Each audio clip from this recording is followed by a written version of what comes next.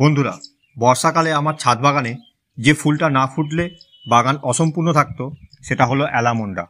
তাই নার্সারি থেকে 6টি ভিন্ন রঙের গাছ আমি সংগ্রহ করে এনেছি। প্রতিস্থাপনের জন্য মাটিতে কী কী মিক্স করছি চলুন দেখে নিই। এখানে মাটি, সমপরিমাণ বালি, সমপরিমাণ গোবর সার, অর্ধেক পরিমাণ কোকোপিট এবং ভার্মিক কম্পোস্ট আমি ব্যবহার করছি। এবার ভালো করে মিক্স করে নেব।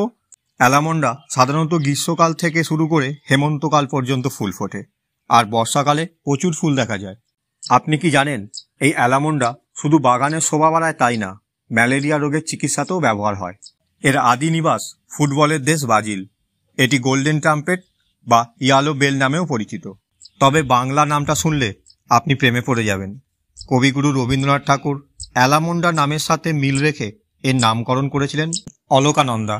আর এই কথাটি যদি প্রথমবার শুনে থাকেন তাহলে অবশ্যই চ্যানেলটি সাবস্ক্রাইব করে রাখবেন। কি এইবার আপনারও মনে হচ্ছে তো এইবার একটা অ্যালামন্ডা না অলকানন্দা গাছ সংগ্রহ করার? টবে বসানোর সময় মাথায় রাখতে হবে আপনার গাছের উচ্চতা কত এবং আপনার টবের উচ্চতা কত। বেশি বড় টব ব্যবহার করলে চলবে না, কারণ এখানে জল জমার সম্ভাবনা থাকবে। আবার অনেক ছোট টব দিলেও চলবে না, কারণ এই গাছ অনেক দ্রুত বৃদ্ধি হয়। আমার গাছের উচ্চতা 4 ফুট, তাই আমি এখানে 8 ইঞ্চি টব ব্যবহার করছি। বর্ষাকাল, তাই ড্রেনেজ সিস্টেম ভালো করে চেক করে তারপরেই প্রতিস্থাপন করব।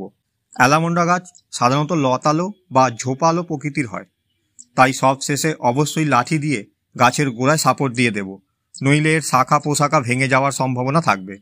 প্রতিস্থাপনের পরে ছায়াযুক্ত স্থানে রেখে তারপরে পূর্ণাঙ্গ সূর্যালোকে আমি রেখে দেব। ধন্যবাদ বন্ধুরা। যদি ভিডিওটি ভালো লাগে অবশ্যই সাবস্ক্রাইব করে দেবেন, কারণ আপনার একটা সাবস্ক্রাইব আরও নতুন ভিডিও বানানোর প্রেরণা জাগায়।